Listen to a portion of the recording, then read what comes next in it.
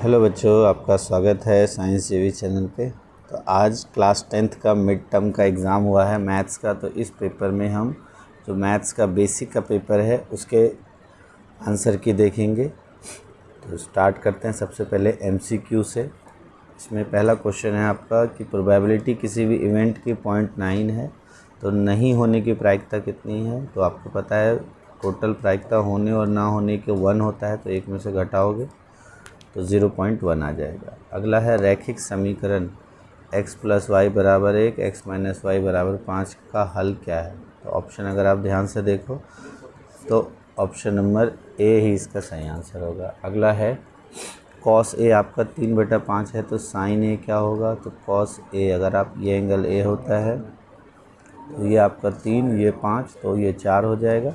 sin a हो जाएगा 4/5, option number C. अगला है दो त्रिभुज में A B by D E B C बटा एफ डी है तो समरूप होंगे। कब समरूप होंगे? एंगल ए डी के बराबर हो, एंगल ए डी के बराबर, यही ठीक है। यह angle B C by F D, तो एंगल ए डी के बराबर होगा। बी सी बाय, यहाँ नहीं, इसका इस तरह से बनेगा जैसे a B by D e, a B by D e d एक ही होता है आपका b C by F D. तो b C by F D, तो ये वाला ट्रायंगल बनेगा। तो इसमें ए ई के कॉरस्पॉन्डिंग बी डी के और सी एफ के, तो इसका सही आंसर हो जाएगा बी डी, ये नहीं होगा। अगला है इसका सार्वंतर क्या है। तो जब सभी पद समान है तो सार्वंतर हो जाएगा 0।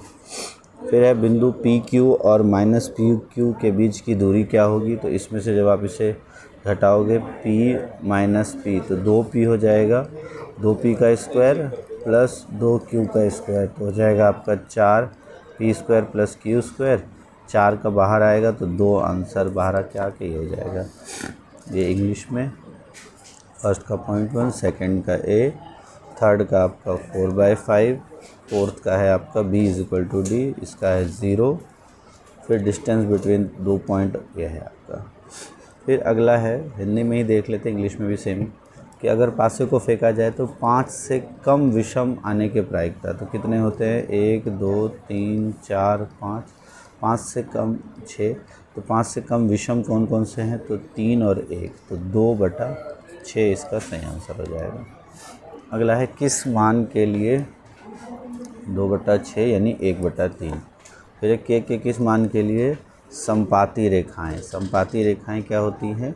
जो कोइंसिडेंट, मतलब जिनमें a1 a2 a1/a2 b1/b2 c1/c2 के बराबर होता है। तो अगर आप देखो 3/9 इसकी वैल्यू -1/-k के बराबर और 8/24 ये बराबर होनी चाहिए। तो ये 1/3 हो रहा है यहाँ पर, और k से k कट जाएगा तो k की वैल्यू हो जाएगी, अगर आप देखो k की वैल्यू, तो k हो जाएगा आपका +3, तो इसका सही आंसर हो जाएगा डी। फिर है AP 5 8 11 65 का अंत से 10वां पद क्या है। तो ये अंत से 10वां निकालना है तो इसको पहला मान लो, और अगर इसका हम अंतर देखें तो 5 और 3 8, 3 11, तो यहाँ से -3 कर लो आप d। तो a की वैल्यू हो गई 65, d की वैल्यू हो गई -3, तो आपको 10वां पद निकालना है, a10 निकालना है। तो 65 + 9 × -3, तो 9 × 27, तो 65 - 27, 15 में 7 किया तो इसका सही आंसर हो जाएगा 8। 15 में 7 गया 8, और यहाँ पर बचा आपका 5, 5 में से 2 गया 3, तो इसका सही आंसर हो जाएगा 38। फिर है 15 व्यक्तियों के समूह में 6 व्यक्ति तैर नहीं सकते। यदि एक व्यक्ति को चुना जाता है तो उसके तैर सकने की प्रायिकता क्या होगी। तो अब 15 व्यक्तियों का समूह है, 6 नहीं तैर सकते, एक को चुना जाए तो तैर कितने सकते हैं। 9 तैर सकते हैं, तो 9/15, यानी जब इसको सॉल्व करोगे तो 3/5, तो इसका सही आंसर हो जाएगा ऑप्शन नंबर सी। अगला है रेखीय समीकरण के युग्म 2x + y = 3 4x + 2y = 6। अगर आप ध्यान से देखो तो 2/4 1/2 हो जाता है, ये भी 1/2 और ये भी, तो बराबर है तो अपरिमित रूप से अनेक हल होंगे। फिर है वाई अक्ष से इसकी दूरी, तो वाई अक्ष से बिंदु वाई अक्ष ये है, इससे दूरी जो है -4 और 5, तो ये है आपका -4 और 5, ये पॉइंट यहाँ पर होगा। तो वाई अक्ष से इसकी दूरी कितनी हो जाती है, जो एक्स की वैल्यू होती है, मतलब 5। फिर एक निश्चित घटना के होने की प्रायिकता क्या होती है, तो वो होता है आपका 1। फिर 10 45 की वैल्यू होती है 1, तो ऊपर जैसे ही 1 - 1 0 आएगा, इसका सही आंसर हो जाएगा डी। फिर है एस टी समानांतर है क्यू आर के, तो पी टी का क्या मान होगा, तो 4.5 और 1.5, तो पी टी बताना है आपको। तो अगर आप ध्यान से देखो, पी एस बटा पी क्यू का मान कितना हो जाएगा, तो 4.5 बटे इसको जोड़ दो तो हो जाएगा 6, तो 45/7, इसको डिवाइड करते हो 15, 15 तिया 15 चौके, तो 3/4, तो इसका मतलब वो आपका 3x बाय मतलब 3/4 की वैल्यू जो है वो आपका पी टी बाय ये टोटल ऐड करके इतना आएगा। तो इसको हमको निकालना होगा, x + 1.8 अगर आप करते हो, यहाँ ये x हो जाएगा, ये तो x है, तो इधर हो जाएगा आपका 4x, यहाँ हो जाएगा 3x + 18 तिया 54 5.4, तो x की वैल्यू 5.4 सेंटीमीटर हो जाएगी। अब इसमें आपका दृष्टिबाधित के लिए है कि पी क्यू डी एफ में d = q, r = e, ठीक है। तो दो ट्राइंगल आप ऐसे बनाओ तब इजीली निकल आएगा।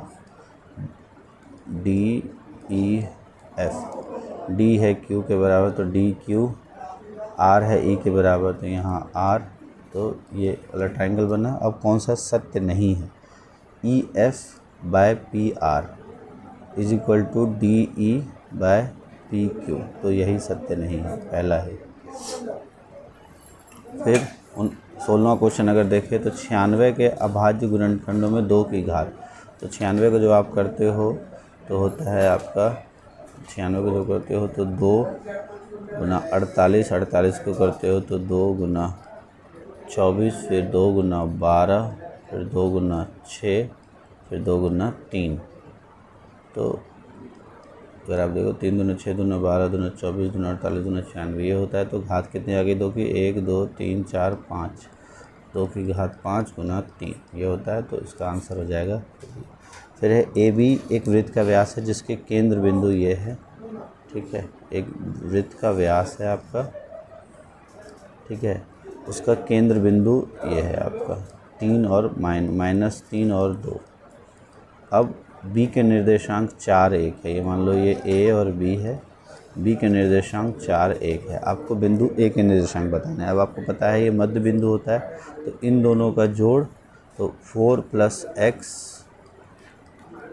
बटे 2 बराबर -3, तो ये कितना हो जाएगा, 3 दूना -6 और इधर जाके माइनस, तो -10 हो गई x की वैल्यू।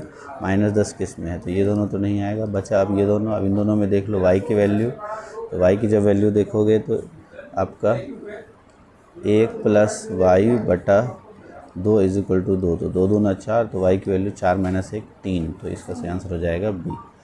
फिर है इसके प्रथम 12 पदों का योग क्या है, 3 1 -1, तो आपको पता है प्रथम 12 पदों का योग SN जो है वो होता है आपका 12/2 n/2 2a, 3 दूना 6 + n-1 मतलब 11 इंटू डी कितना है आपका -2, तो ये हो जाएगा आपका 6, और यहाँ पर 6 + -22, तो 6 - 22 हो जाएगा आपका -16, तो -16 इंटू 6 -96, इसका सही आंसर हो जाएगा।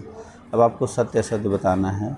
जैसे ताश की गड्डी में से लाल रंग का पत्ता आने की प्रायिकता 1/2 है। पता है आपको लाल रंग 26 होते हैं, काले 26 होते हैं, टोटल 52, तो 1/2 बिल्कुल सही है। ताश की गड्डी में कुल 52 पत्ते थे, जिसमें 26, तो दोनों सही है, कथन भी सही है, तो इसका हो जाएगा ए, ठीक है। 20वां अगर देखो, इसमें कहा गया है रेखीय समीकरण के युग्म -3x 6y + 1 और इसके अद्वितीय हल हैं, तो ये 1/-3 = 6/2, तो ये नहीं हो रहा है, तो ये गलत है। तो पहला जैसे गलत है तो डी ऑप्शन हो जाएगा।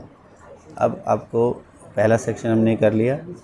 अब अगर नेक्स्ट सेक्शन देखो, जो इजी क्वेश्चंस हैं आपके, जिसमें आपको इनकी वैल्यूज़ रखनी है और आंसर निकालना है। तो 1045 होता है आपका 1, तो 2 इंटू 1045 तो 2 गुना 1, 2 प्लस साइन 60 होता है आपका √3/2, उसका स्क्वायर हो जाएगा 3/4, और cos 45 होता है √2, उसका स्क्वायर हो जाएगा 1/2।